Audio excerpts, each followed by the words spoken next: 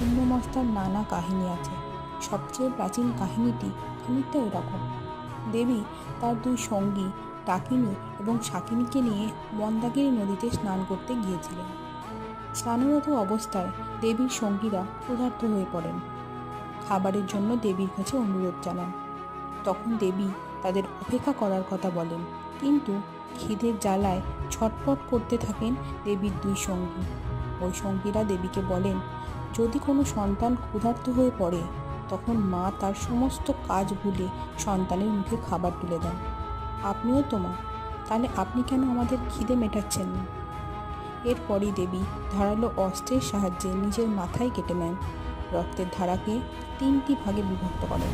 রক্তের 2 ধারা দেবী তার সঙ্গীদের দিকে প্রবাহিত করেন এবং 3য় ধারা থেকে নিজের ক্ষুধা মেটান। এই ঘটনা থেকেই নাকি দেবীর এই রূপ ছিন্নমস্তা নামে